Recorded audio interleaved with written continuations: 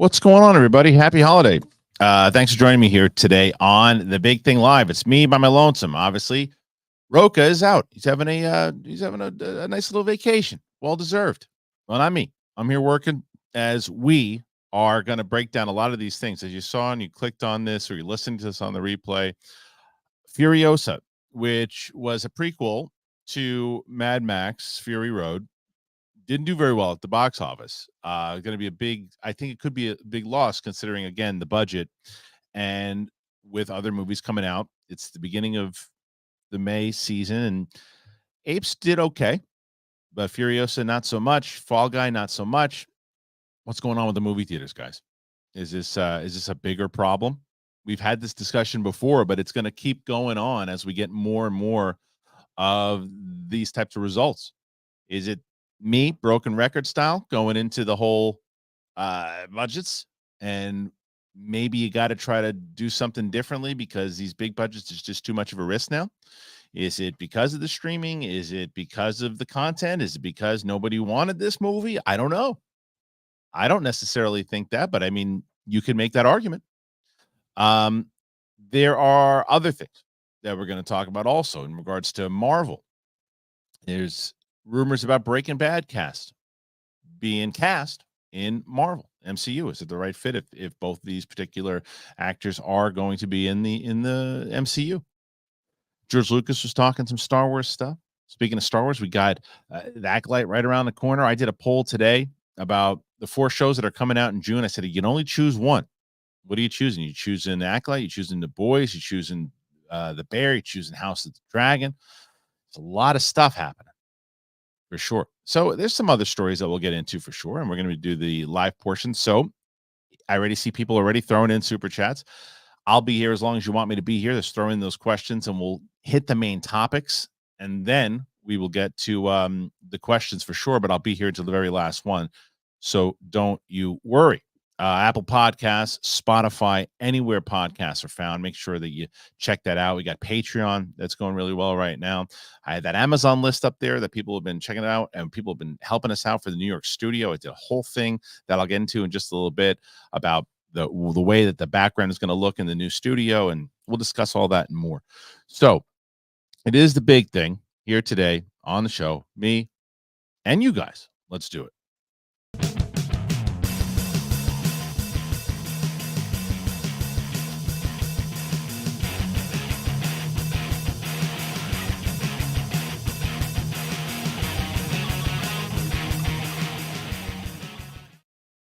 Welcome back, ladies and gentlemen, to The Big Thing, live edition on this holiday. Today, we have what a week we have this week, obviously. I'm going to go see that movie, The Bike Riders, tomorrow. Tomorrow night, yeah. I think I can put a social reaction out on it. I'm not sure yet. Out of the theater, I'll find out. I am going to do a review, and I have my out of the theater for If. I saw it late, but I'm going to have that up probably today at some point. So look out for that. Tomorrow's a big episode for The Big Thing in general. Now, whether you're into the UAP topic or not, actor Thomas Jane from The Expanse and The Punisher, obviously, and Boogie Nights, I spoke to him for about an hour on 98% of it all about UFO stuff. And we talked. I did ask him about Marvel. I did ask him about The Punisher if he'd been approached. So you can check that out. It's a great interview in general because of the passion and the knowledge that this guy does have for the subject. So we'll be talking about that. We have Mike and Steph are back on Wednesday. Roxy and Brett are back on Thursday. And of course, Winston and Coy, which we'll do a few more shows that lead up to the last show that we'll be doing in studio with these guys. But I think what I'm going to do, I have to talk to them yet, but I think that what we're going to do is we're going to have a New York show in studio. I have some people that I'm thinking of, which will potentially land on either the Wednesday or Thursday. Well, what about Mike, Steph, and Roxy and Brett? I feel like what I'm going to do, and I brought this up on one of my shows. You guys have been asking for like almost like an old school SEN, Schmoes No live show type thing, and I thought, why not try to put that entire crew together for once a week live, where we would do me, Roxy, Brett, Steph, Mike, do one big kind of mega show once a week. And I'm working on it. I think that's what it's going to be. And there's a lot of things that I can now do. I found out, you guys know I don't love StreamYard, but I found some things that I can do on StreamYard that makes it a little bit more easier, and I can actually use once I have my better computer. Because you'll see this is okay though today, but I can do some more stuff on OBS now that we figured out how to do. So that will be something I'm excited about also. I want to address something, because this is something that I was posting on, I think it was yesterday or today. I can't remember. Yesterday, I think. We're gonna do, if you look at the new studio, there's like these white brick walls that Brett put up. We're gonna paint them over. Probably gonna paint them like a gray or something along those lines. But most of you understand that we're gonna hang stuff and put stuff in the back. And my wife's helping me out. We're taking like images of like movies and things of that nature, and like classic ones, and not just movies, but things that kind of represent me and what I do. And I asked people yesterday, what would you put? And I said, don't suggest a lot of Star Wars stuff, because I'm probably gonna have Empire Strikes Back out there. I'll probably have the throne rooms, or the scene with the Vader and Luke saber thing. I found a really cool image. I'll probably put that up. But I knew that most people would just be saying, well, put this from Star Wars, put this. And I'm not doing a full Star Wars thing. And so some people say, you got to put some Star Wars. I'm like, yeah, I'm going to put Empire up there for sure. And I saw a comment from somebody who I love. There's somebody, he's probably in here right now. One of our uh, regular viewers, who has sent something along the lines like, because it said, well, how can someone asked why you're not putting Star Wars up? This particular viewer wrote back, uh, it's sad to see how much he hates Star Wars yet. And I said, well, what video are you commenting on? Because it's clearly not me. I'm hating on it. No. Am I disappointed with it? Yes. Hating on it is, to me, when you do hate videos on anything, it's also essentially this hate that if you like it, then I would then project that hate onto you and make you feel bad and call you names because you like it. I said it many times over. It's like a baseball team for me. It's a team, or any sports team that I'm a fan of. Not happy with the coaching, not happy with some of the lineup, but that's my choice. And I'm just not right now. I'm just not loving it as much. But hating it is a very, very strong word. And I said to the particular person, I said, it's an irresponsible comment to say that, because it's the problem with the internet, that if you don't like, and we make this point all the time, if you don't like something and you give your reasons as why you don't, and people will label you certain words.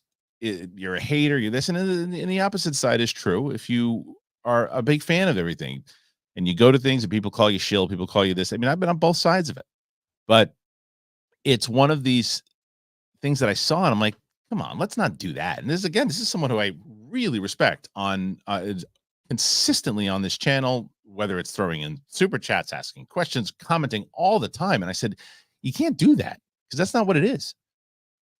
You can say in that comment, it's a bummer that he's not as excited about it as he used to be. That's true. That's true. That's fact.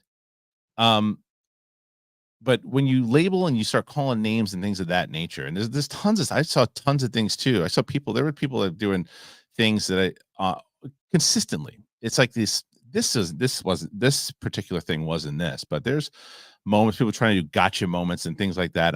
And you laugh, because you're like, you don't really know what you're talking about. And I don't think this is the gotcha moment that you think it is.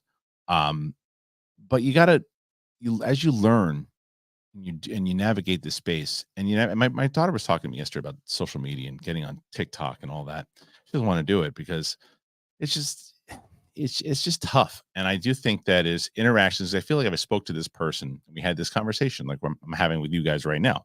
I can't hear you right now, but I feel like we're sitting across from one another and we were speaking to one another and we had this particular conversation. I think we'd both face to face, have a conversation and say, oh, okay, well, I can see that. Well, when I was listening to you and you said that you didn't like the trailer, you didn't like this. And I had Matt Sarah on the other day, and Sarah's not a hateful person. He has very, very strong opinions, and I don't agree with all his opinions.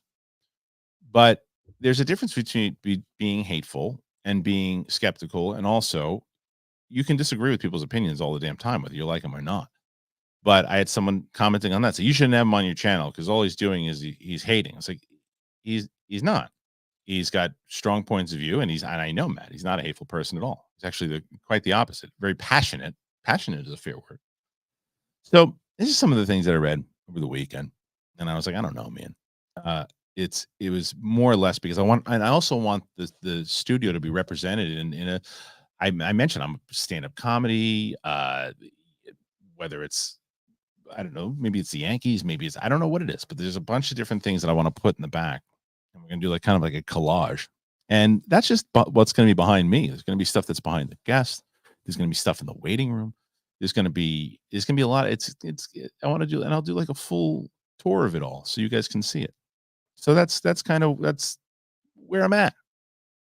I'm very curious, and I'm actually very very interested to speak with all of you today on the when we do the questions at the end. So if there's anything that you want to know, anything about the New York studio in general, anything that I just addressed, throw that in the super chats. We'll get to it later. But I do want to discuss. I think it's very relevant to talk about what's going on here. And here is this sort of Furiosa.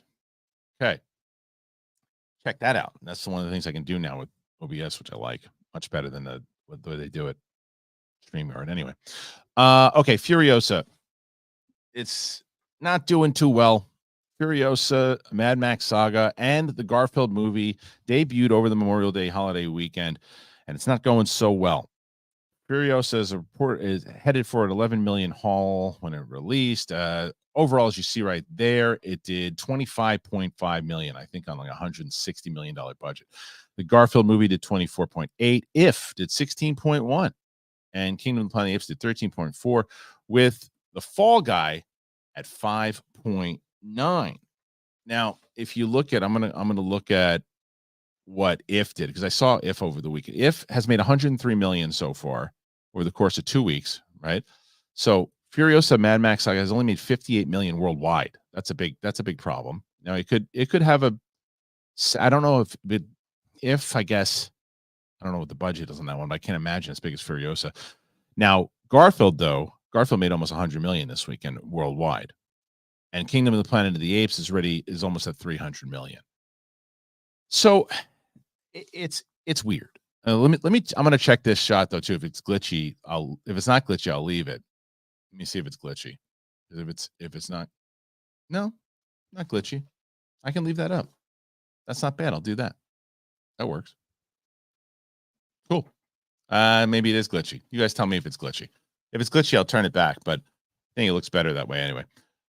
So I think that there's a lot to talk about here in general, right? The first is Apes is close to like 300 million, and I think that it'll tap out between 400, maybe 5 if it's lucky, but probably not. But it's on par for what the other ones did. It's in the same zone. Okay. So that one did okay. Fall Guy, not so much. It's still the less of a drop last week. It's doing better, and it also shows it because it's already on video on demand, and people are like, oh well, it's on video on demand. That means that it's in trouble. It's going to lose even more box office. It wasn't the case. It didn't have much of a big drop off. And the other reason why, which you have to understand, is, and this is something that I was thinking about the other day, when video on demand, you automatically think, oh well, they're selling it for like $5-6, and if you're gonna rent it, it's like $25. So you're better off going to the movie theater right now because it's on video demand, sure, but it's expensive. Anyway, so that is a question. Well, Fall Guy still not going to make money, but it's at least the less of the drop off, right? If did okay opening weekend, and then I went and saw it with my 2 daughters yesterday, and we saw it at 1:30 in the afternoon, and it was packed. It was pretty packed. I'll give my full review on it, but I thought it might. I've been telling you guys, my 6.5-year-old was very excited to see this movie. And I asked her, I said, Maisie, did you love this movie? Did you not like it, or did you like it? She goes, I liked it. The oldest liked it a little bit more because she got a little emotional a couple times. But I thought that to me was a movie that if I would have watched on television with them, I would have. It wasn't something I don't think I needed to see in the theater. I wanted to, and I think the most magical part about the whole movie was Michael Giacchino's score. They really relied on it to get the tone across when some of the emotional moments should have done that. But nonetheless, it still was crowded, very crowded, because it's right now the only. Well, that's not true. I was going to say it's the only game in town as far as kids go, but that's not true. Garfield. I mean, look at Garfield. Garfield didn't matter what the critics thought. Did almost 100 million worldwide. So that movie will be until Despicable Me 2, I think, or is it? No, no, no, no. It's Inside Out 2, I think, comes out first. So that once that comes out, that'll put Garfield and If to sleep. But until then, there's not a lot of stuff to see with your family. So I think that's why both of those movies are going to wind up in the long run doing well. So the overall conversation then goes to Furiosa. What happened, right? Well, first of all, it's the same old conversation. Cost too much money. It costs too much money. You can't. I mean, I know that it was probably made before all the strike stuff and all that stuff too. It's the first movie, but the last movie, Fury Road, was a really great movie. It didn't do like gangbusters box office. It did good, but not enough to warrant, to me, almost a $200 million sequel. It was even the conversation that I was having with Brett and Roxy and everything, and most people that I was convinced that Apes would do better than Furiosa because of that particular reason. I remember having that bet with like Ace and JTE and all them back then, and talking about how I didn't think it was going to have this big, huge opening that they thought it would.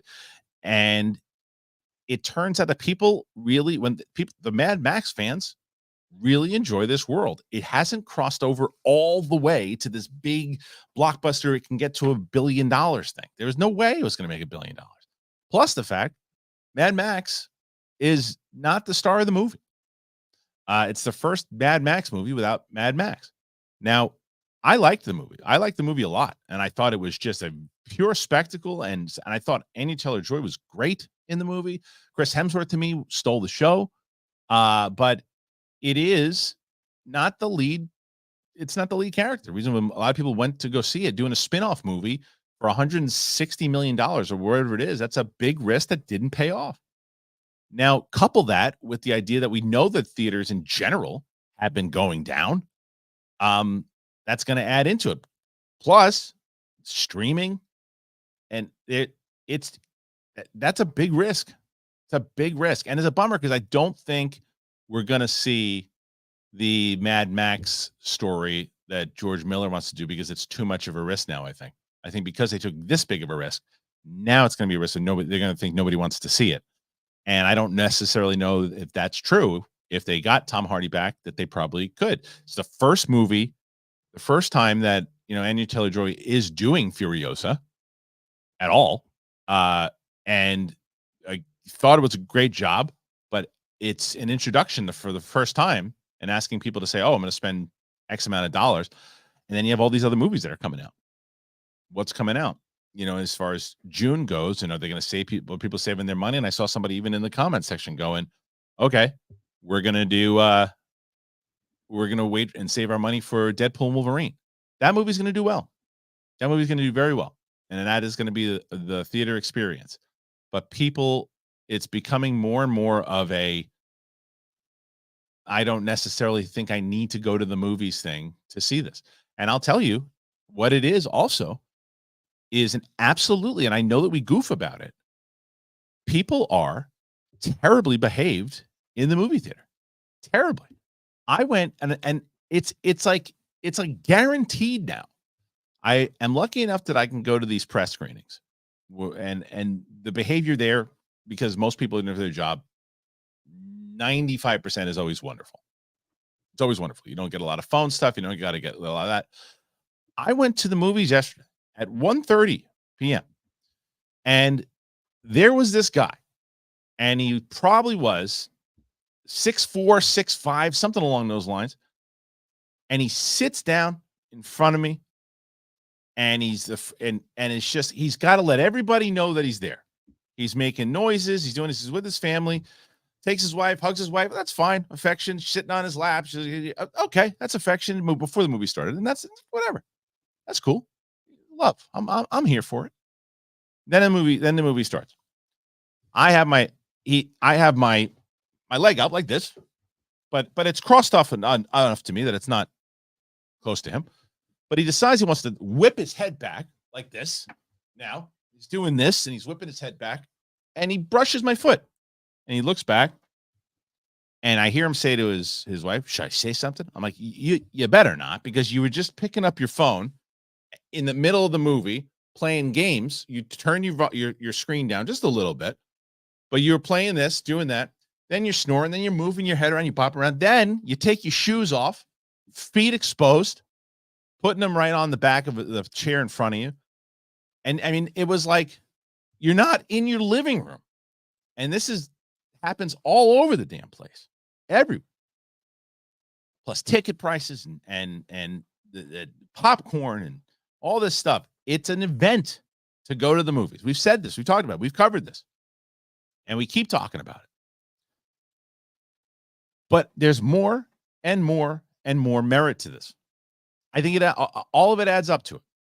It's like, and what about the people that saw Fall Guy? And what about the people that saw Apes, right? Those people that saw those movies. And they're like, well, that's the movie that I'm choosing. I'm choosing Fall Guy. I'm choosing Apes. And they didn't see Furiosa. It's not like it was back in the day where people are going to see 3 to 4 movies a day. A lot of you guys will. 3 to 4 movies a month. A lot of you guys will, because you're movie fanatics. You're movie fans. You're going to do it. You want to support the theaters. You want to see things in the theaters, of course.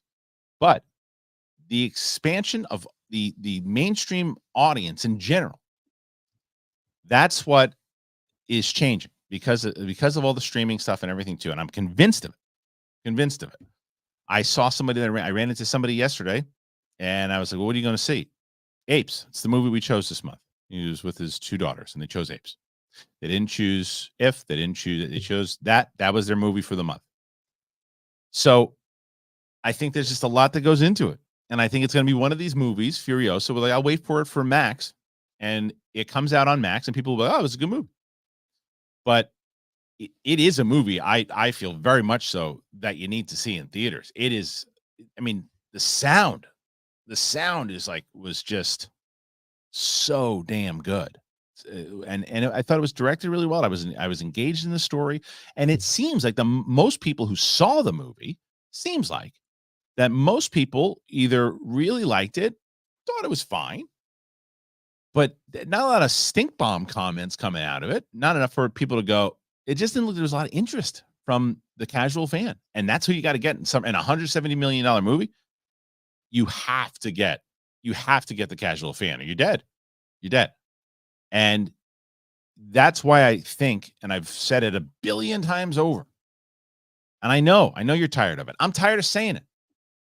When it comes this movie, and can you make this movie for $90 million? I don't know. $80 million? I don't know. Maybe not. Shorten it up. Make it shorter. Go back to basics. Got to do a movie like, make it look more so like the Road Warrior. And is that another thing that people, I know Mel Gibson's got his thing, but he's going to be directing the new Lethal Weapon movie. He's been in tons of movies since.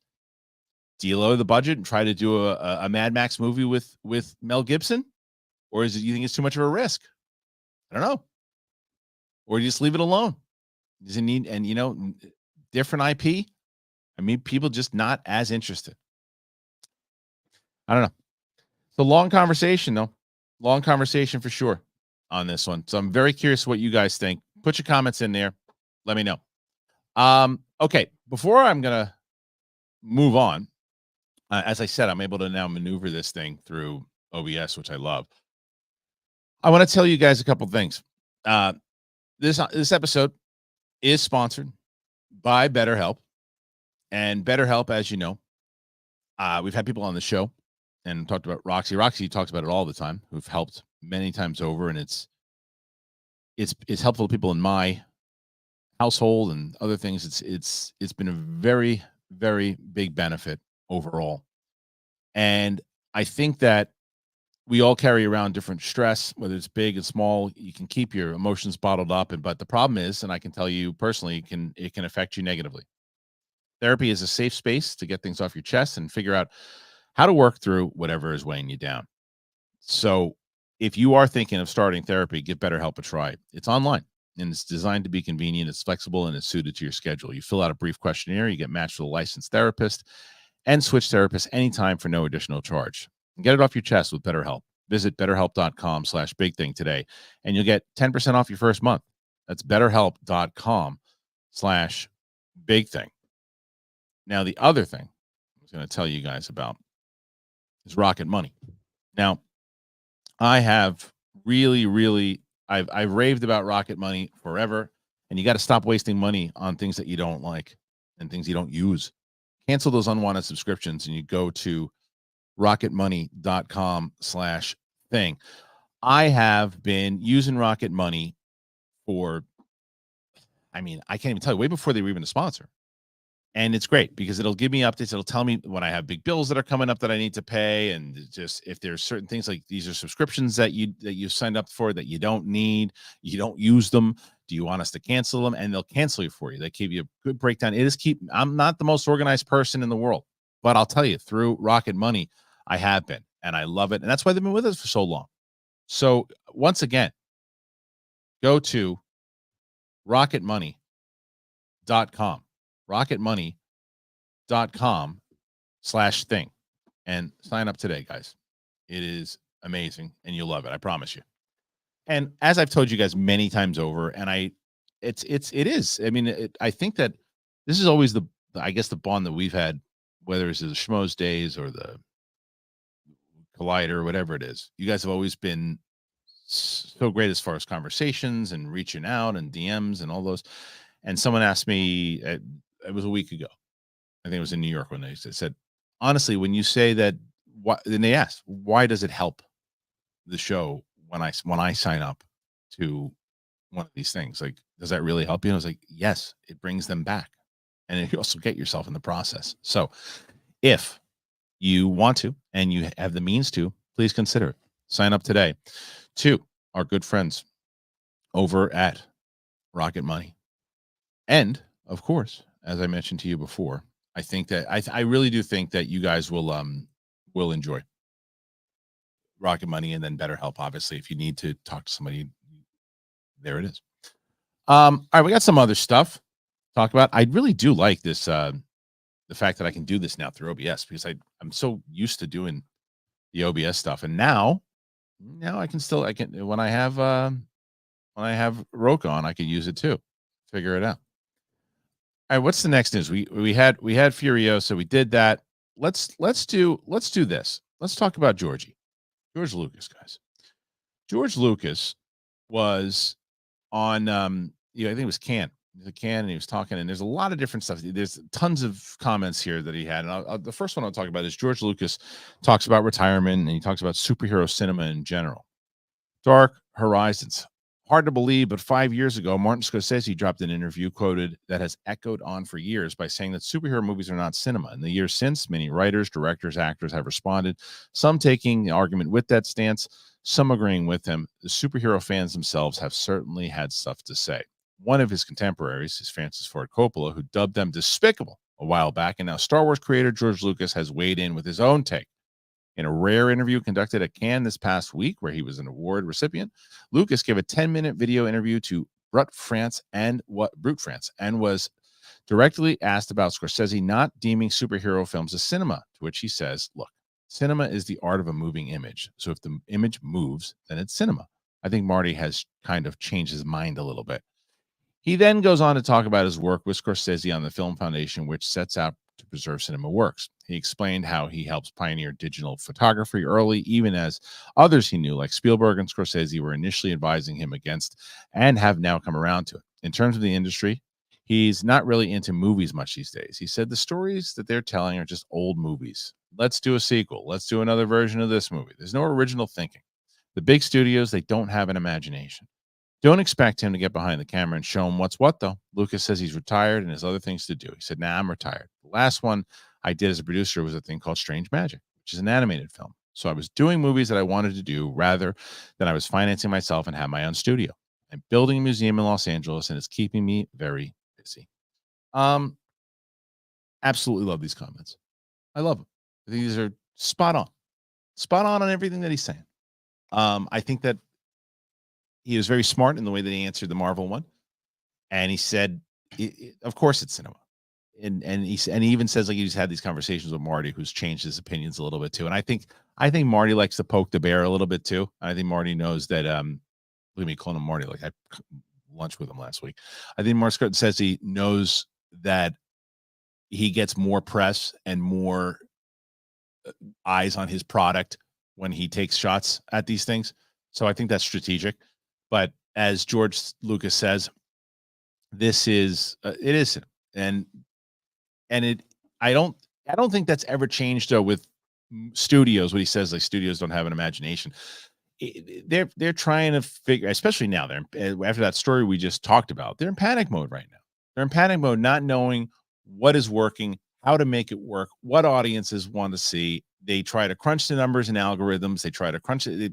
They make bad business decisions, but it's not like this happened yesterday. This has been happening forever. I can't even tell you the amount of stories of studio executives that didn't know what the hell they were doing when I was at Warner Brothers, and they were just so like seem like Wall Street people and not like creatives, but they're in those positions. That happens all the time. But they're on the same side of it, though, there are a lot of creative executives also. There really are. There are a lot of creative executives. And I think that they take shots, and there are things, and I think that there are absolutely way too many remakes, way too many reboots. I don't agree with anyone that says that there is not original IP. There is original IP. You got to find it. You got to go to the streaming platforms. Now, if the argument is there's not a lot of big budget original IP and the studios aren't taking chances on, I'll agree with that. I absolutely agree with that, because they don't want to take the risk on something that's not proven before. But now maybe they will start to, because even the stuff that's proven isn't proving anymore. So I think that's I think there's a lot that he says there that's absolutely true. As far as retiring, yeah, he's look, I've seen him a few different times. Been looking at, again, not coffee in passing at whether it's events or anything too, and he's moving slower. He's older. Let him enjoy his retirement. You don't want to do stuff at producing. I still think I'd like to see him do. He said he's not going to do that, but I like to see him produce. I like to see him do those things, and I think he's still consulting on certain things when it comes to Star Wars. If someone calls him up and says, "Hey, what do you think?" and he gives his take, and that's what he should do. He's earned it. He's earned it. He said more stuff though, guys. He said more stuff. So I'm going to get into some of these other stories and other things that he said. I think one of the he did talk about the Star Wars side of it, but there's something else. Let me read this. He talks about the Lucas on the Star Wars revisions and Disney sequels. So with Star Wars creator and filmmaker George Lucas in Cannes this past week to receive a Palme d'Or, quotes and comments from him continue to pop up all over. The 80-year-old filmmaker speaking to a packed audience at the Debussy Theater talked about the criticisms leveled at his Star Wars films, both the originals and the prequels, as we reported. However, he also made comments about the sequel trilogy and the other films made since selling off Lucasfilm. He indicates via the Hollywood Reporter that Disney didn't use his existing ideas after he sold off the company, and the corporate bosses didn't seem to quite get the property. He said, "I was the only one who really knew what Star Wars was, who actually knew this world, because there's a lot to it. The Force, for example, nobody understood the Force. When they started other ones after I sold the company, a lot of the ideas that were in the original got lost. But that's the way it is. You give it up, you give it up." Lucas also talked his various revisions to the film over the years using new technology to improve the films. He said, "I'm a firm believer that the director or the writer or the filmmaker should have a right to have his movie be the way he wants it. We did release the original on Laserdisc, and everybody got really mad. They said it looks terrible." I said, "Yeah, I know it did. This is what it looked like." The discussion comes as the new Star Wars series, The Acolyte, arrives on the Disney Plus service. Early reactions on the series on social media hit yesterday and have been gushingly positive so far. And then, yeah, we'll stick with that. We'll stay with that. So I don't know, man. I don't agree that I think once you make the movie and you put it out in the theater, do you as a filmmaker, do you have a right to go back and change it? Sure. Sure. I don't love the idea that taking it off of the shelves, basically, you can still find VHS versions and other things of the original Star Wars, but basically say, no, that's not the one that exists anymore. That's the one. I don't necessarily think that's the best play. I think you can make changes to things if you want to. But I think once you put it out in the theater and you really, I mean, look, making director cuts and things of that nature, I mean, sure. So I guess that's under the same banner. I guess I just replacing it completely, saying you can either have this, you can have that, you can have this version. Sure. But I just don't agree with replacing it. And that's what happened with a lot of stuff. As far as the stuff that he's talking about, it goes back to the last conversation with studio heads. Yeah, that's and it's what I talked about before, where contrary to what whoever that was before, whoever's talking about before, saying I'm hating on Star Wars. No, I'm not. I just don't love what they're putting out right now. I love the world, and as George was talking about, the world is to me it's my favorite thing ever. Love that world. I want to see them do different things with it, but I ain't shitting on you if you think it's great and you love what they've been doing. I just happen to be more so on the side of George right now, which saying like I don't necessarily think that they get it from the stuff that I liked, and some of the stuff that he didn't like. The books I thought got it real well, and I just am so confused why they haven't adapted those things. Um, but I think that what George is talking about makes a lot of sense.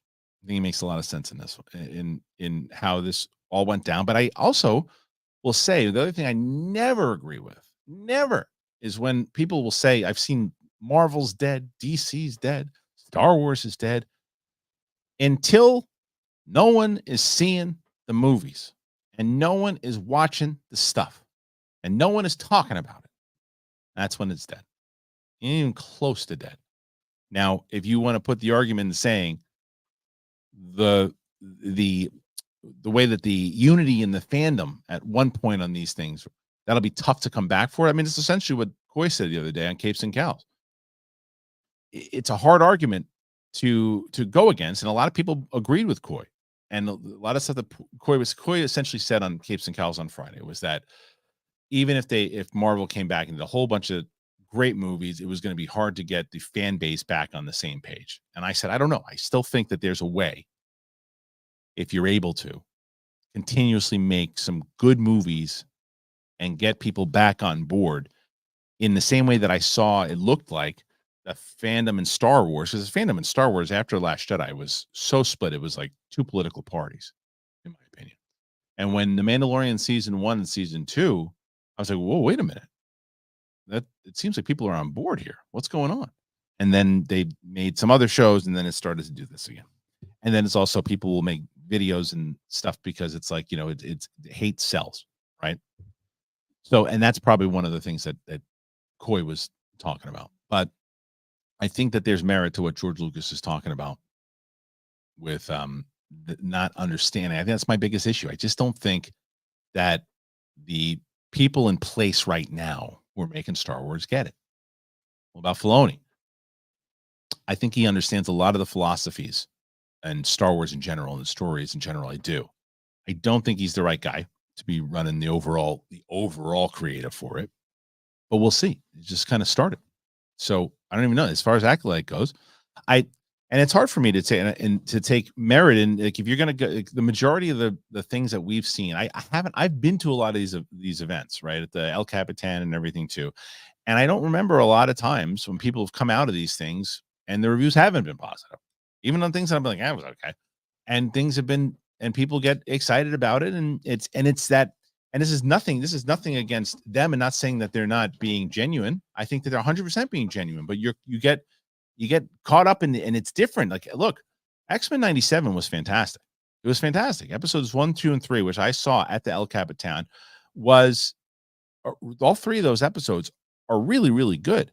They were elevated even more because people, hardcore fans around you, and it's like being in a crowd. Like, if you watch like a stand-up set that you think is really good, and you watch it on TV in your house by yourself, that was really funny. That same set, if you put it in front of, and you're sitting in the middle of 200 people, you're going to think it's even funnier. So I think that I want to see what starts to happen, because I don't think the critics have gotten the screeners yet for Acolyte. And this is what I said to Sarah when he was talking about it. Sarah's like, really, I think he's convinced himself that he's going to hate it. And I said, I can't get there because I haven't been I haven't been. I look this show, and I've said it many times over. Was my number one kind of. I was anticipating this show because of the time period and everything too. I haven't loved the trailers. Just haven't loved the trailers, but I'm crossing my fingers that the lore and everything else that we see is going to be a very different and detailed story in an era that we haven't seen in live action. That's my hope, and I'm crossing my fingers for it. I think that the fight scenes that I've seen so far have looked great. This is like the same thing that we're talking about with George Lucas, right? When you guys look at that, does that look like Star Wars or does it look like The Matrix or like a martial arts film, which could blend in and work great? But it didn't feel it felt more so like a martial arts film than it did Star Wars. For better or for worse, I don't know yet. We'll see it when it comes out. Could work and go, look, this style really worked well, or style ain't working. But that's what I'm thinking. And I'm so curious to hear what you guys are thinking. Do you guys agree with George's comments?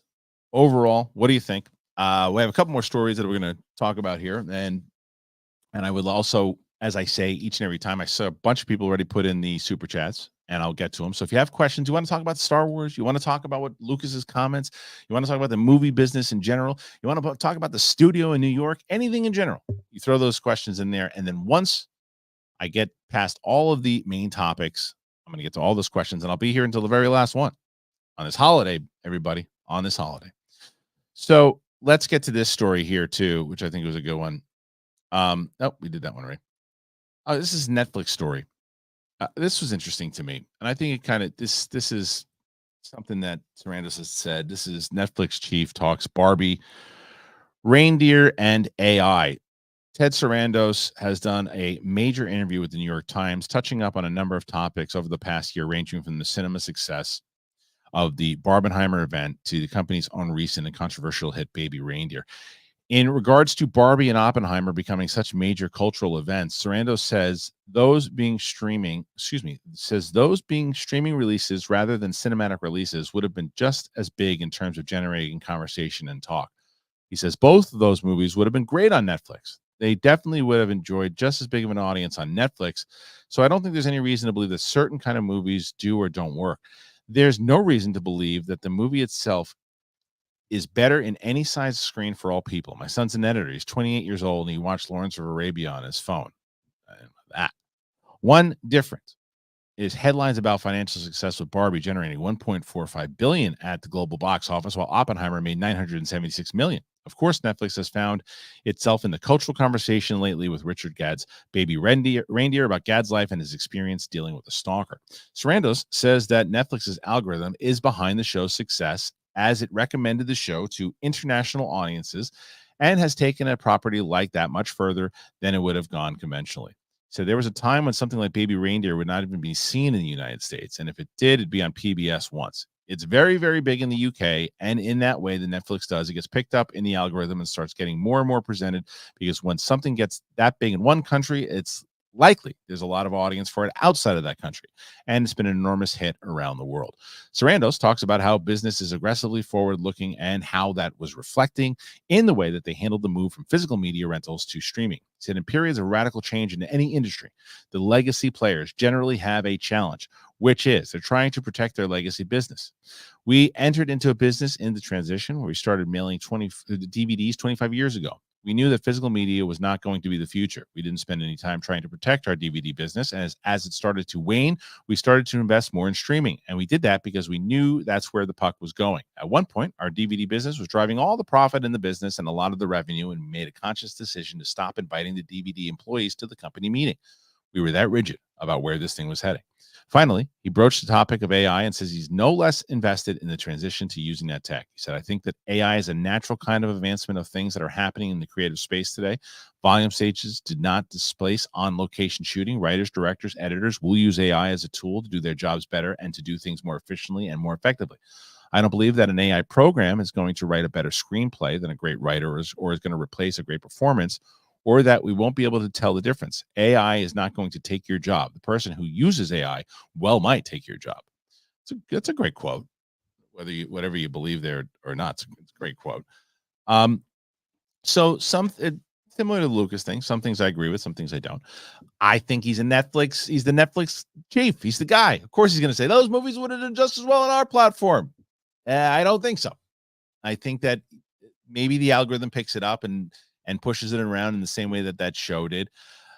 But both of those movies were an experience, and I can tell you, as far as Barbie goes, when you walk to Barbie and there are people who are dressing up and taking pictures in the toy thing and going, it was an event. That was an event thing. So could it have done as well as far as reaching an audience? I get his point. I understand what he's trying to say, but those two movies in general were movie experiences. Now, when you look at certain things, it just shows you, and we've talked about this from the Schmoes days back in 2016, when the movie star really is not the one who's selling the tickets, but someone like Nolan. Christopher Nolan sells tickets now, and I think that coupled with Barbie, and that was coming out, and the Barbenheimer thing, that added to it. Would Barbenheimer have been a thing if they both released on Netflix the same day? No, it was a movie theater thing. But I get him saying it. Addressing the AI thing, I understand people's hesitancy and the worry, but I think that what he said is right when it comes to it's not people losing their jobs to AI as much as it is losing to the people who are using AI and people who are learning how to master it. I think that like any other tool, though, or any other thing, it can be abused. And I think that is what we've got to, and that's not just for movie stuff. That's in general. Is what is AI going to be doing down the line for us? I mean, you got these self-driving cars now, and I don't even know. You guys can tell me. The self-driving cars that they're using, is that AI stuff? If not, it's going to be. I saw something on Twitter the other day with a freaking robot serving drinks, and it looked like a damn human. And I don't know if it was just a human acting like a robot, but they said it was a robot. That scared me, guys. And it put down the food and it walked away. And I said, eventually there's going to be AI stuff, and they're already probably working on it. So it's scary stuff, but it's here. And I know I've seen it in the comments. How many people are like, yeah, but just because it's here doesn't mean we have to accept it. I understand, but it's to this place in the same way as social media. Look, if I can go back in time and tell everybody, don't use social media, and as much as it benefits me on from my business, I say don't do it. I think we've lost the communication, and we've become numb to the way we speak to each other and certain things that we do. And I think social media has been a downfall. I just watched The Social Network. I watched it on the plane. I was coming back from New York. Such a great movie. But the whole time I was wishing that I could step through a portal and just rip that thing out of Zuckerberg's hands. And don't do that. Don't do that. Stop this. But the comments by Serranos overall, I think for him as an executive, the things that he's talking about and the algorithm, which makes a lot of sense. And we've been talking about that with how the algorithms are changing on every platform, whether it's YouTube and Facebook and all these things. And speaking of which, if you're a subscriber to this channel, if you don't have those notifications on, please turn them on.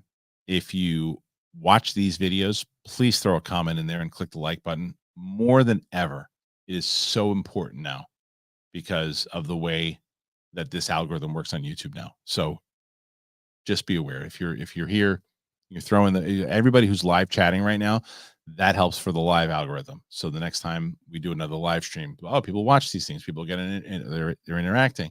If you're watching on the replay, comment, talk about it. That's what helps. So the algorithm on Netflix it made a lot of sense. Very popular in one country. So like, oh, people like this in one country. What do you guys think about it? And they push it over to other people. That makes sense. It's a good way to market their own stuff. So it all made sense to me. A couple things I disagree with, but what do you guys think? Again, put your comments in there. Tell me what you think. I want to hear it. I want to hear what you guys are feeling about these comments in particular. I see more questions are coming in. I'm going to get to them very, very soon, but I have one more thing I think that I want to discuss here that let's see. There's two more things. We'll go to the MCU because there's two MCU things that I saw, and Blade was the first. So this is Blade and Thunderbolts. There's filming talk here. It's Garth Franklin over at Dark Horizons. The first thing here is not a lot of news is out there right now on a dead quiet Memorial Day holiday weekend. So there are rumors that are gaining some attention. Daniel RPK is reporting that a new writer is currently being sought for Blade to give the script yet another overhaul. The scooper indicated that Marvel has finally nailed down the story, and now it's just about polishing things up. As a result, filming is expected to continue as planned, with shooting taking place later this year in either Mexico or Brazil. The film has gone through multiple directors and writers in the nearly 5 years since it was announced back in 2019. Casting call has reportedly gone out for the main male villain, but character specifics weren't revealed. Aaron Pierre bowed out of playing a villain role a few weeks back. Officially, the Jan Demange directed Blade is still set for November 2025. And if it does begin filming this fall, it might take that time. Then again, Marvel's 2025 slate is already overcrowded. And if any of the films is getting pushed to 2026, it's probably this one. Scooper also adds that a writer and director is also being sought on for a fifth Thor film to shoot in fall 2025. As today, Scooper Alex Perez says Marvel's Thunderbolts film isn't so much a team-up film as it's just a Black Widow sequel, the same way Civil War was a Captain America sequel. Yelena is handling Red Room remnants and then gets sidetracked with Thunderbolts. 3 characters from Black Widow appear here, so the film being tied to Black Widow isn't a shock. The inclusion of Bucky and U.S. agents suggests Strong, the Falcon, and Winter Soldier links too. Okay, so when we first start and we get to start with the Thunderbolts.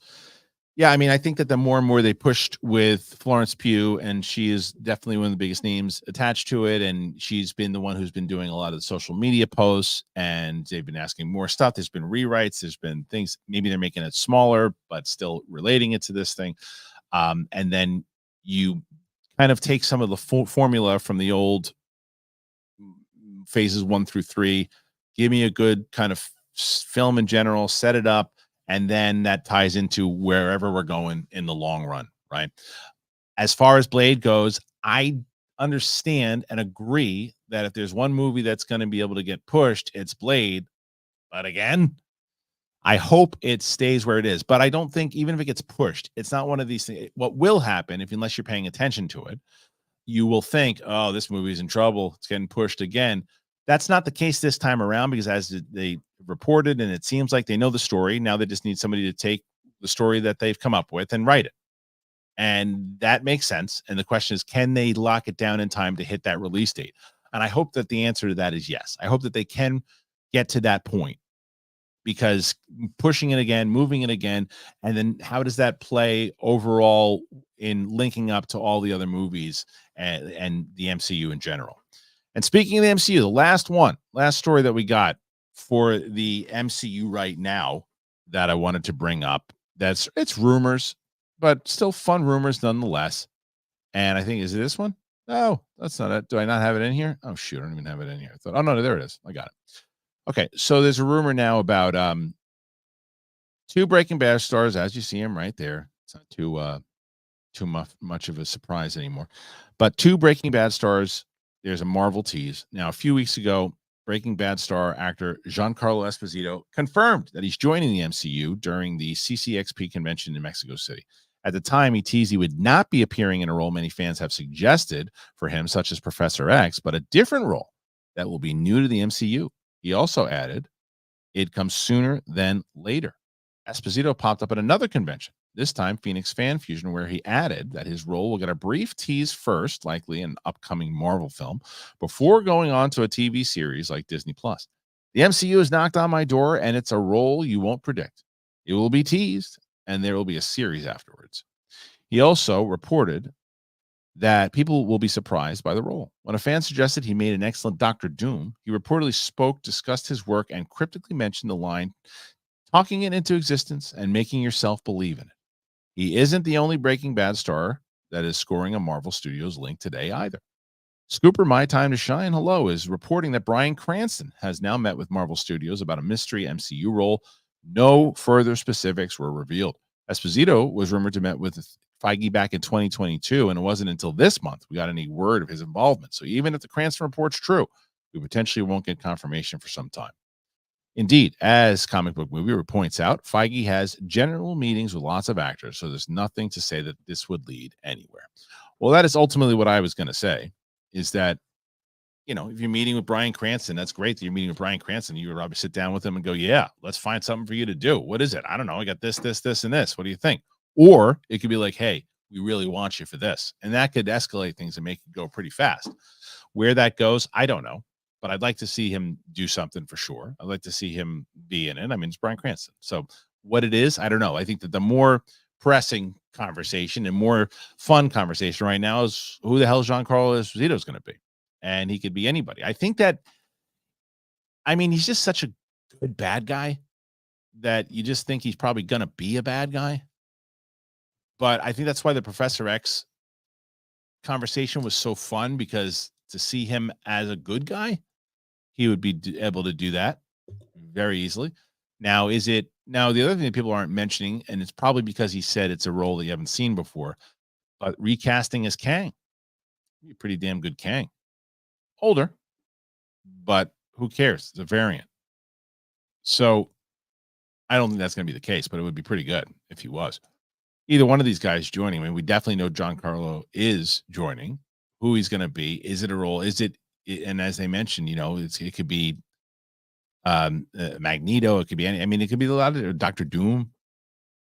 Doctor Doom is an interesting one though too, because I was going to say that I feel like he should be younger, but maybe not, because when you link him to Pedro Pascal, which could make sense also because of their relationship with Mandalorian and all that. I don't know, maybe. I don't necessarily see him as Doctor Doom, but I ain't writing it. I ain't casting it. It's not who I would choose. I would still choose Henry Cavill. I know it's not going to happen. That's my choice. Okay. Those are the majority of the topics, guys, that we talked about today. So I want to get all your thoughts, all your comments about it, who you think people should play. Put your comments in there for sure. And I see that we have a lot of comments in here too. You know what I got to do? I might have to do it this way. Let me see. Because if I do this, oh, it does work. Okay, good. Wonderful. Okay, great. I wasn't sure if the super chats were going to pop up if I was using OBS, but it did. So crisis averted. All right. Before we move on, I want to tell you guys, and I've talked to you about it before, the Perfect Gene. Have you guys, I've been talking about the Perfect Gene recently. If you've been on watching this, you know that I've been talking about them. I was wearing them the whole time in New York. God, I really, really, they're so comfortable. They're really, really, really comfortable. So if you didn't know, the good news about it, and I like to be classy here, Perfect Gene has uncrushed over 350,000 men's nuts, and yours are next. It's not just another pair of your stiff cardboard jeans, and they're definitely not your pancake butt sweatpants or joggers. They make you look great. You got perfect fitting jeans that are stretchy as a kangaroo's pouch, and they hug your ass. That's in the right place. You like that? I do too.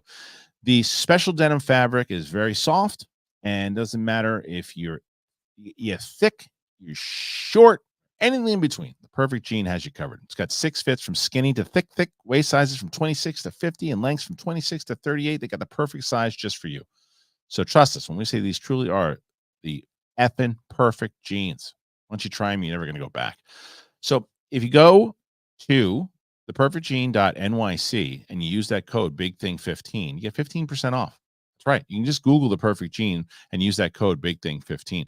I love these things, guys. I've been since I got involved with them, they signed on for longer because I've been wearing them. I talk about how much I love them, and I hope that you guys do too. As I saw a bunch of people that were signing up to it, and they said they were pretty comfortable. So check them out and let me know what you think.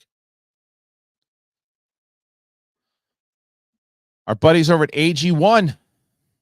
AG1, for the longest time, I keep talking about AG1, and why wouldn't I?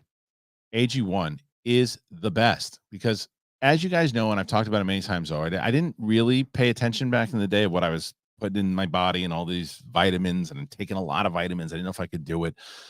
Yeah, I read labels and I verify that everything's up to the quality I need, sure. But that's why I started drinking AG1 every day. It's a foundational nutrition supplement that delivers daily nutrition and gut health support, and is backed by multiple research studies so you can trust what you're putting in your body. So you guys know I'm busy. I'm doing this stuff all the time, and I'm on the move. I drink AG1 in the morning before I do breakfast, before I'm in the studio, before I make the coffee. It makes me feel like I can get it all done. And I'm just covering all my nutritional bases too, which is great. It has helped my energy out. I have been just in, you guys see, and I've gotten a lot of comments talking about how you can tell that AG1 has been helping me. 91% of participants noticed that they needed less coffee after 60 days of drinking AG1. I have definitely cut down my coffee intake because of AG1. It's got immune and digestive support that are essential to my daily health, and it turns out that the two are totally connected. There was a research study that showed that AG1 doubled the amount of healthy bacteria in the gut, which can help support digestion and immune health. In a recent research study, AG1 was also shown to double the amount of healthy bacteria in your gut. So if there's one product that I trust to support my whole body health, it's AG1. And that's why I partnered with them for so long. You guys know, you keep hearing about them, and that's why. It's easy and it's satisfying to start the journey with AG1. You got to try AG1. You get a free 1-year supply of vitamin D3K2 and 5 free AG1 travel packs with your first purchase at drinkag1.com/big thing. drinkag1.com/big thing. Check it out. Okay. So once again, if you can and you want to support the show and you can support the show, please get yourself something. Try them. Perfect Gene, AG1. All of our sponsors, I put the links in the description, and I always pin it as the first comment.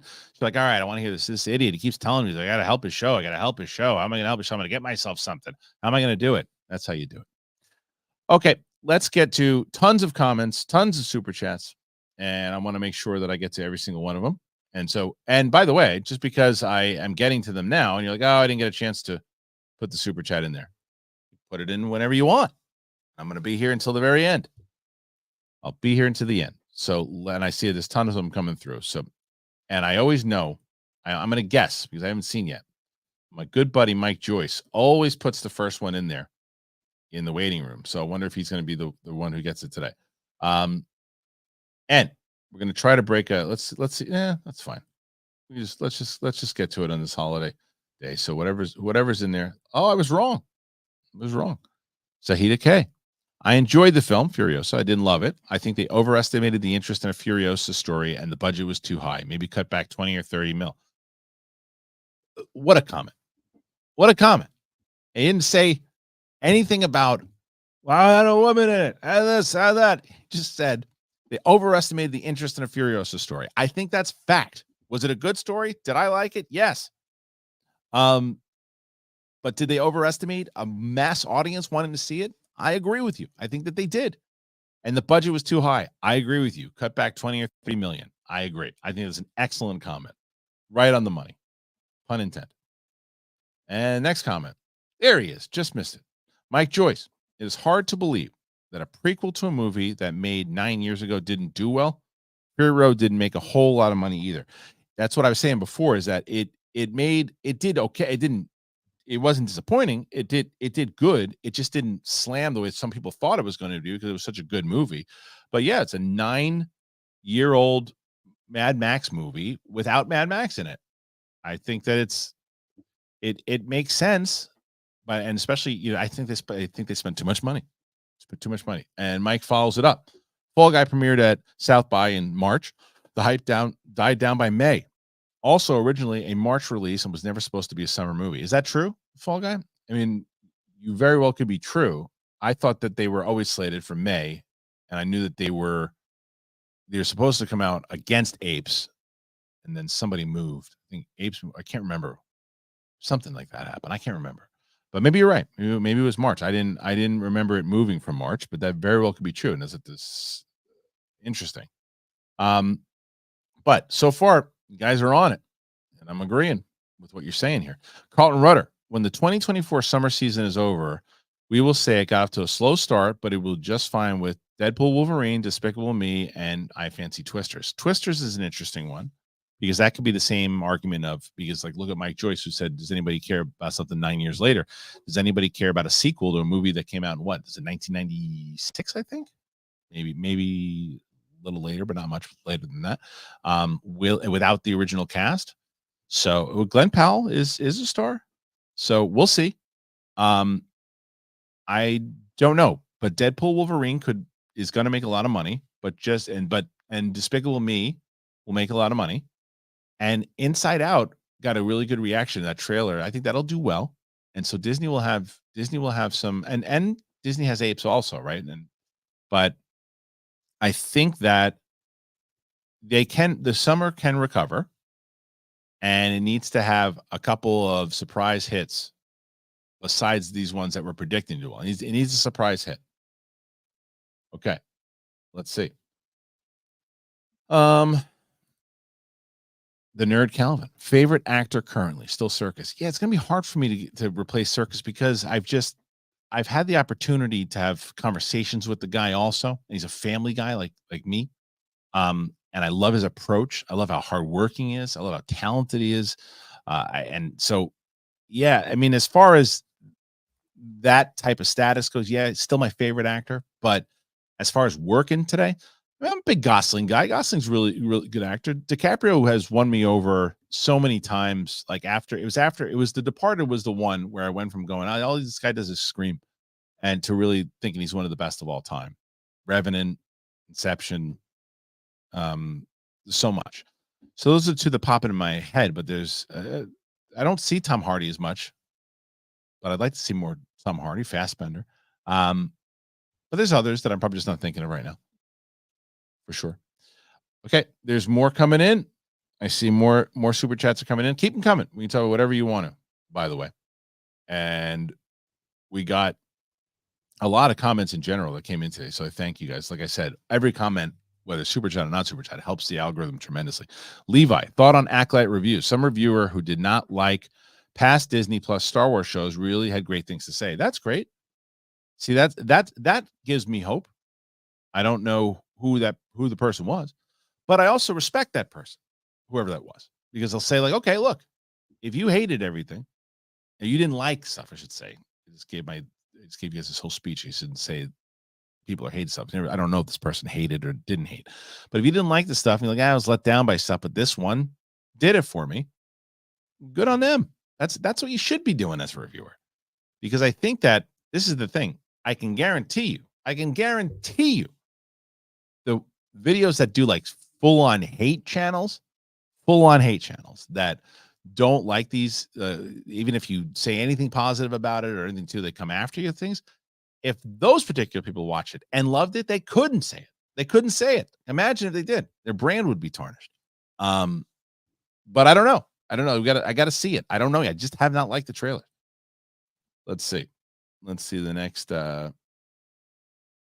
There's a lot, again, great comments here too, and I'm very curious to who that was, though, by the way, too. Okay, Mick Wesley. Hey, what's up, man? You guys are the best. Hi, hey, Christian. See you at the store on Friday. Yeah, we have our the show sold out. It's Ellis is hosting. Got Eliza on the show. Myself, Rick Ingram, Justine Marino, my friend Martini, Winston Marshall. It's gonna be a fun show. It's gonna be the last LA show for quite a while. So I'm glad that you're gonna be out there, man. It's gonna be a good time. It's gonna be a good time. I see more people asking questions here. Good stuff. And also, by the way, if you haven't suggested things that I should put up, like scenes, let me know. Chris Wedslaff, I think Furiosa will be like Fury Road and have a 40% to 45 drop weekly and have legs, especially with word of mouth. I hope you're right. Because there's not a lot of stuff that's coming out in June that is competing against that. Like, Inside Out and those other ones. Inside Out will be the big one in June. But maybe you're right. Maybe look at even If, or even look at Fall Guy, whose drop off the last couple of weeks has been smaller. Maybe you're right, and that could very well be a thing. I mean, look at Aquaman. Aquaman looked like it was going to be, the second one looked like it was going to be a big disaster, and it turned out that it had a lot of legs. And now, granted, it came out in December, and it didn't have a lot of competition, but maybe Mad Max could have legs. It's certainly, that one to me had more of an opportunity than I think Fall Guy does to bounce back. But the problem is that it's not like it made like 70 or 90 worldwide. It barely made 50 worldwide. So it's a big bounce back. So it might be tough. Next one. Marv's Rias. Have you seen The Unexplained on Netflix? Season 4 Episode 15 was a UFO episode talking about things I never heard of. Might be right up your alley. No, I haven't. But you know what I didn't also see is that so Thomas Jane actually reached out to me because I guess he's really into the UFO thing, and I didn't know that. This guy is so educated on this stuff and certain of the things that he was talking about. But then after I posted a picture that he was coming on, everybody started talking about The Expanse. Everybody talking about how much they love The Expanse. I got to watch that show. And I know it's not what you asked for, but I have to check that out. The Unexplained on Netflix. They cover a lot of UAP stuff. So I'll have to check that out. So, all right. Oh man, somebody said Apes was so bad. Couldn't disagree with that more. I really like that movie. Mirror Domains. Could Furiosa have worked better if the movie was reworked to have Furiosa go after Dementis after the events of Fury Road, perhaps with the aid of Max? Maybe. Now, would it? Now that's a tricky question. Worked better is maybe not fair, because I thought the movie worked fine. I thought it worked well in the story he was telling. Now, if the question is, would it have been more successful with what you're proposing? Maybe and probably. If it was Charlize Theron and Tom Hardy going afterwards, the sequel, would that have done better financially? Maybe. You got Mad Max in it. You got it. It's easier to say maybe. Okay. Again, thank you to everybody who's. I see tons of questions coming in now. More questions coming in now, even more than already out there. So I can't thank you guys enough for your support. Mad Sinister McCall, always in here. A gross, bloody movie scene that made you look away. It was this. I think it's called Irreversible. Is that what it was with Monica Bellucci? It's like there's like an assault scene that's really bad. There's something with a fire extinguisher. It's pretty brutal. So the one that I always think of. Pretty brutal.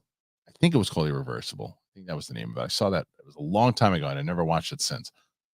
Okay. Oh, this one I do know about. So Gabe Oliveira, 805. Great Yankees doc on Peacock, Bronx Zoo. Blame Ellis. He told all of LA where you're moving to in New York. Oh, great.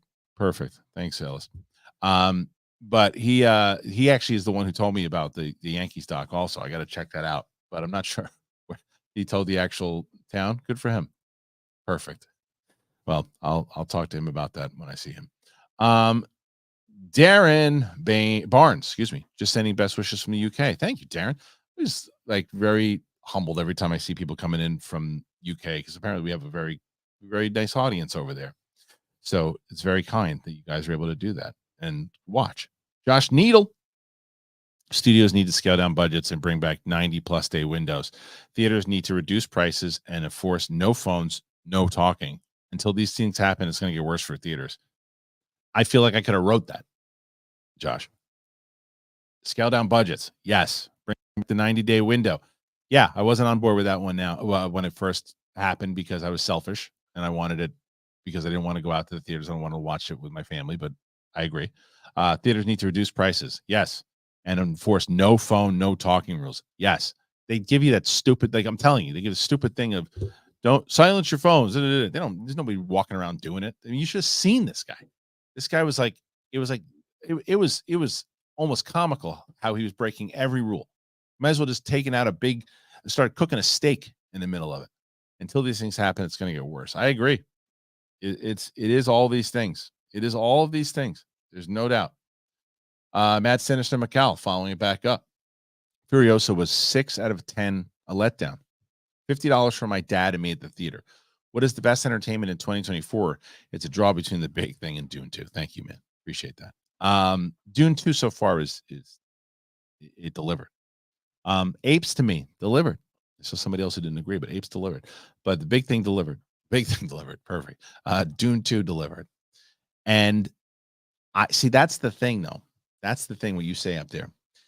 If you're going to spend $50 for you and your pops to go see a movie and you don't feel that it's great and worth it, you feel like you just lost $50. And that's why people go, if I'm not super hyped up about a movie, I don't want to take that risk. Because I know that I have all this other stuff. Dune 2 just came out on Max. I haven't seen it in the theater yet. I'm just saying, hypothetically, someone says this. And they say, I'm going to see that instead of going to say, I don't know Furiosa. I don't know what that is. I'll wait till that comes out. But Dune I missed. I'll watch that tonight. I got a good sized television. I'll do that. Plus, I don't have to deal with this freaking guy who's taking his shoes off and cooking steak. So I get it. I understand it. It's like you feel like if you didn't like it enough, it's kind of a waste of money. Was it worth $50 is the question, right? That's what you start to ask yourself. Was it worth $50? And if you don't feel like it was, it could diminish your experience. Jim 1.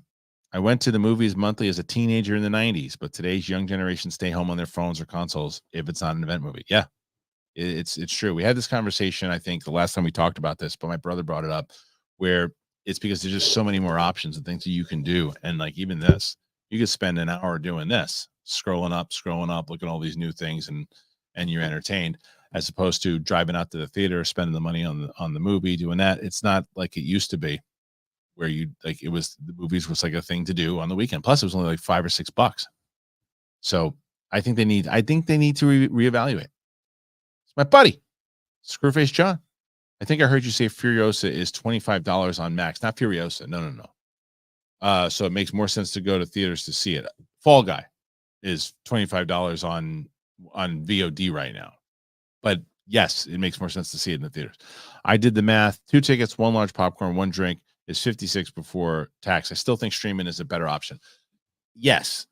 And I guess it's the same conversation that some people had, which I happen to agree with you with, but to be devil's advocate, you don't have to buy the popcorn. You don't have to buy the snacks. You don't have to buy you could have the A-list on AMC, you could have all these different things. So you could go spend less money on going to see Fall Guy than spending $25 on it. Your point is very well taken, but just saying, you don't have to buy those things. But yes, because we're creatures of habit.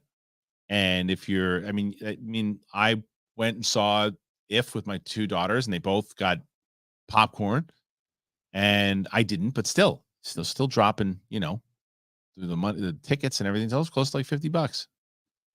Anyway, but yeah, your point is very well taken, and it's good to see you, man. We gotta get you back on the show soon. Alex Tournay, and thank you for that generous super chat too, Screwface. Appreciate that. Alex Tournay, hey Kristian, happy Memorial Day. Thoughts on WWE King and Queen of the Ring? I enjoyed the show overall, and I was happy with all the outcomes. I hope Gunther challenges Cody over Damian at SummerSlam. He won't, because they want to keep him, because he's got a better shot of beating Damian than he's got at Cody right now. They wouldn't want to taint that. They want to let Gunther build up as they're building him up to be like the big bad. And I didn't get to see a lot of it because I'm in this transition period between, I was in New York for 8 days, came back, was trying to catch up on everything, spend some time with the family. So I didn't really get a chance to do that. I've been watching the show with my wife, with Jennifer Connelly and Joel Edgerton. It's called Dark Matter on Apple, which I really like. So I was watching that. But I saw like the outcomes, and I think that it's interesting what happened with Liv Morgan and Becky Lynch, though, because what's the point of having Becky? Why didn't they just give Liv Morgan? I guess I know the answer to this as I say it out loud, but I was going to say, why not just have Liv Morgan win the title? She wins the title in that battle royal, whatever it is, and then she defends it against Becky. But I guess it's like, give Becky one more run. She wins the belt. She can put it on her resume. She's another championship run. She takes some time off. She spends it with her family. And then Liv Morgan now will hold the title until Rhea gets back. That makes sense. I get it. Okay. So, but from what I heard, it was a good pay-per-view. I did not get a chance to check it out. I'll probably now have a little bit of time, not much time to breathe, as we're getting ready to make the final transition from LA to New York. Ralph, love how Lucas made money by plagiarizing Dune and now complains no one has original ideas anymore. Yeah, neither did you, Georgie.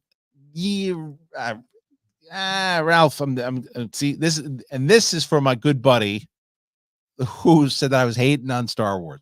That's not fair. There's tons of movies over the years that have taken bits and pieces of things that they've loved and come up with different characters and different things. And plagiarizing is a strong word. Taking a lot of influences from it And I know Dune's gone after him and everything too, but I don't agree with that. I think that they've done certain things, and I think that George took a lot of different things from history. I think George took things from other mediums and Flash Gordon, Dune, and other things, and made it his own. But I understand it, but I'm not gonna follow you down that path, Ralph. But I understand it. I understand where you're coming from. This is my buddy, Kingsport Cal. I want you to think, what was the most recent film that made you feel something? Also, New York studio will evolve. People will get on board. Keep it up. You're the best. I really do, Calvin. You're one of my favorite people here because you're one of those peeps that you don't give a shit. Where it's like I'm going to tell you what I think. We'll scrap a little bit, but I'm also going to tell you on the real how I'm feeling, and I'm also, and you've been one of our biggest supporters. So as far as the New York studio, yeah, it's definitely involved. My wife is now involved in it too, so you're going to see a lot of the studio is going to look great. I can't wait for it. Once we get back to work on it, and then as far as a movie that made me feel something, I mean, Apes, the last Apes movie, I really liked that movie. I'm surprised that more people didn't like it. And maybe it's the same kind of thing with Andor. I just thought it was very well developed. Thanks, Calvin. Appreciate that, man. You're the best. Okay. Got more comments coming in, and I see it. And I see a lot of people. Somebody said they just got Rocket Money. Amazing. Good. Thank you. Brett's John Vaught from Anaconda impression was peak hilarity. John, yeah, I mean, it was great. It was really good. And we'll be able to do more stuff like that. I think we're gonna do. I really do like the idea of making like a new revised SEN live, Collider live type thing, or Schmozno live, but with the new crew and without the Schmobot. So, favorite underrated movie villain can't be popular. Oh man, these are always hard for me to answer because I gotta think. I mean, does Longshanks count from Braveheart? It's not very popular. Longshanks is it's pretty just as good. It's the first one that comes up. I'm gonna say Longshanks. He's pretty brutal. All right, Ron Zilla. Hey Ron, what's going on? What turns me off of Disney Star Wars is the dialogue, especially when a character says "stand down." It's current language of today. Yeah, there's certain things that they do as far as the current language. I just think that this needs to. I mean, I just hope that my thing with that is I just want the writing to get better. It's like right there. It's right there. That's what I'm hoping. AG1 was in Challengers. Oh, that's amazing. I still got to see Challengers. I love that. I love that they do that. And I love that people, someone said just got AG1. Awesome. Okay. Matt Citizen McCall ate Oreo cookies for breakfast while watching Bloodsport. You're a warrior. In order to get a high school diploma, you should be required to watch John Wick. Great show. Thanks, man. Yeah, right? You should. John Wick. John Wick. Robbie Robb in the house. Ghostbusters Frozen Empire passed 200 million this weekend. Is this a success for Sony? I don't think so. This franchise has always had a steady turnout for every movie. Lower the budget for the next one, it'll be successful. Yeah, let me see. Ghostbusters Frozen Empire budget. 100 million for the budget, which is still pretty small. So you say did 200 worldwide? Did it do 200 worldwide? Let's see. Let's do Frozen Empire box office mojo. And that, I think you are probably what you were talking about, 200 million for worldwide. Yeah, 200 worldwide. I think that is probably getting close to breaking even right now. So success, I don't know if it's success, but it's not a big loss. Why do people care about movie budgets? Someone says. Because if you don't, this is what I've seen this comment before too. And I think even Jeff Snyder has said this too, which I couldn't disagree with more.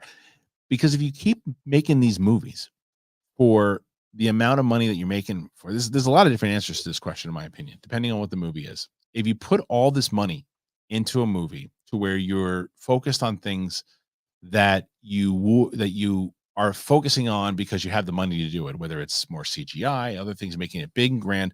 Some of the best movies are these smaller movies because they're forced to do things under the constraint of the budget that they have. So you get movies like Terminator in the first one, and yes, then you have more budget and you're able to put a little bit more into it and you use your money wisely, you get Terminator 2.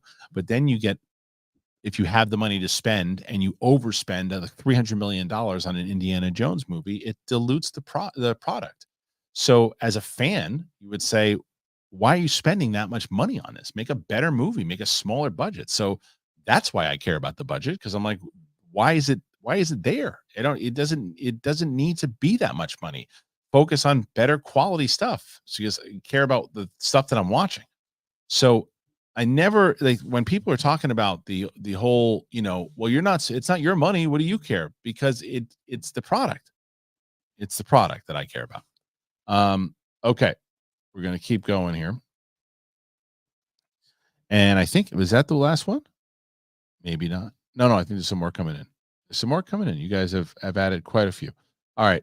MJF is still in the AEW. I saw that. I saw him. He returned last night, and I liked his promo. But I don't know. Does that mean he's going to stay? Did he sign an extension? I assume so. I don't know. Armada. Okay, I feel like these studios are doing the same thing they did last year, where there's a tent pole every week. Is it too much for consumers to invest with a big film coming out every week? Well, that's not last year. That's been summer movie season.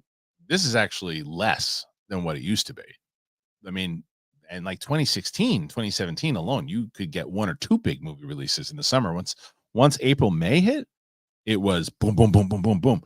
The same that has and especially next year is going to be 3 times as much.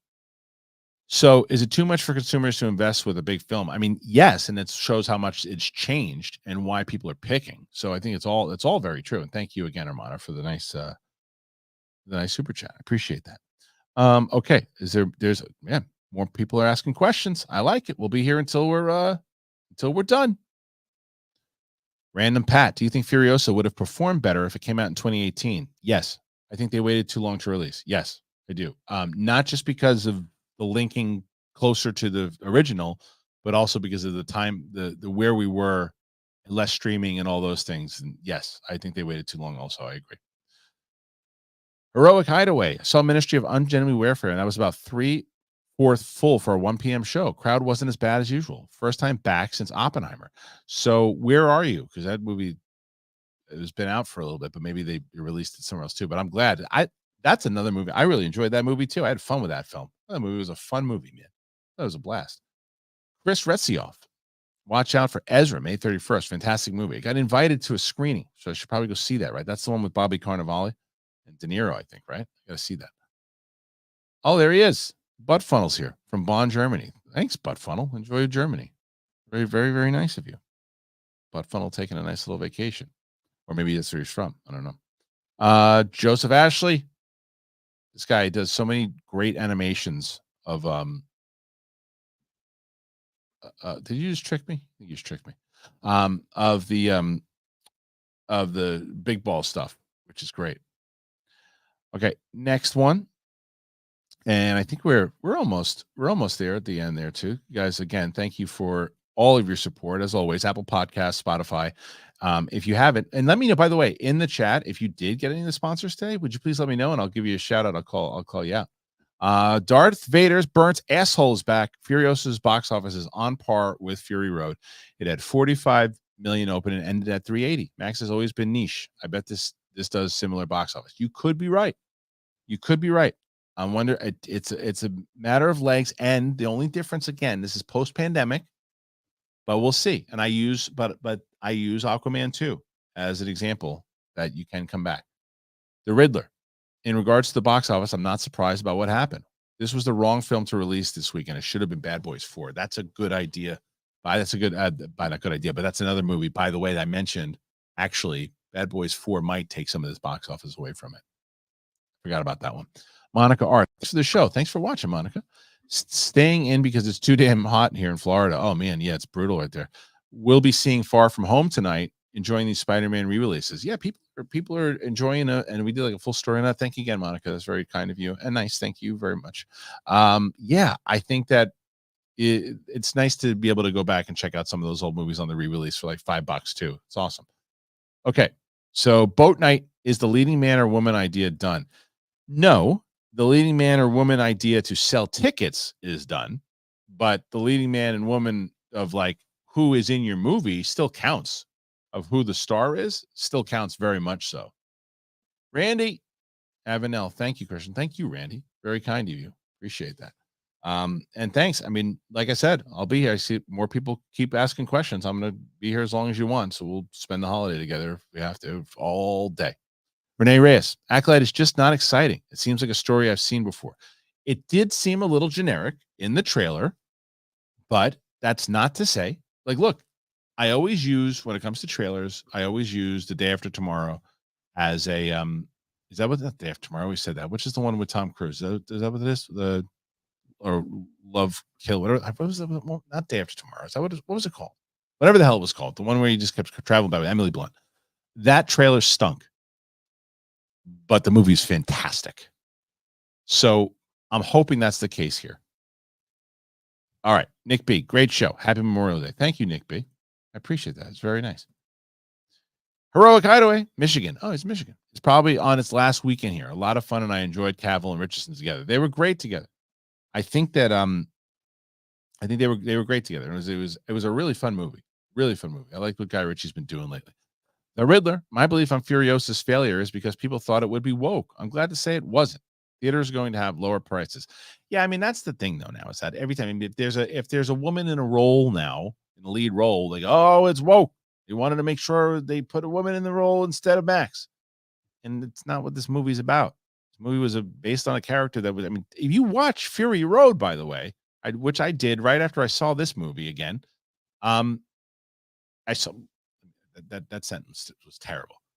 I saw Furiosa and I went back, and Brett and I watched Mad Max Fury Road for the second or third time. I can't remember. I think I've seen it 3 times. Anyway, that movie is as much of a Furiosa story as it is Mad Max.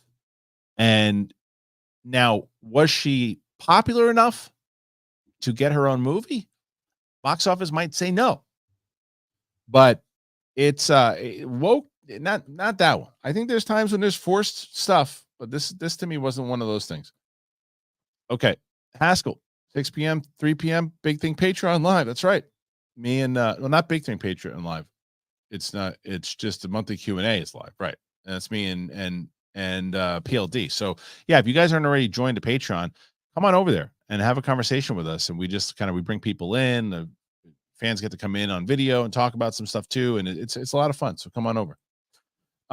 Saida K, am I the only one who was shocked to find out budget for Fall Guy was 120? I didn't see that on screen. It was a bad decision. Shave 80 million off. Well, you can't. Now with that cast. You can't shave 80. I mean, 120 today was 60 million, 10, 15 years ago. And it's just 120. That's 120 is cheap for a summer movie. Cheaper for a summer movie. Maybe 100, but with Ryan Gosling, Emily Blunt coming off of 2, Oscar nominated films. You got a pretty big cast in general, big budget stuff. You might be able to get away with 100. You can't shave $80 million off of that. Not with that cast. There's no way. Not to make it that big. Even a TV show, Okay. Is that it? Maybe that's it, guys. I think that's it. All right, we did it. We did it, everybody. So thank you for joining us here today on the show. I think we had a nice, fun show. It was your holiday, and you joined me for about an hour and 30 minutes. We got to talk about a lot of fun stuff. One more. Robbie Rob didn't let me go yet. Robbie Rob from Long Island. Happy to see you coming back to New York. Thanks, man. Need to take the family out to the east end of Long Island. Lots of great things to do and great places to eat. Give me some suggestions. I want to know. Yeah, thanks, Robbie Rob. And then the Riddler, Fook NYC, and come to Miami. I'll come visit. I wouldn't live in Miami. Too hot for me. So thank you to those last two. I really appreciate it. Thank you to everybody who joined here today. As I said, if you can, join up to one of our sponsors today. I know that I say it every show. I ain't lying. In order for us to keep going on this show, we got to keep getting these sponsors, and they keep coming back because you guys are getting them. So if you have an opportunity to do it, do it. If you're watching on the replay, put your comments in there, do all that. Tomorrow, Thomas Jane on the UAP Tuesday show. So even if you're not into the phenomenon in general, come watch me talk with Thomas. It's a great conversation. So thanks for joining us here, guys, today.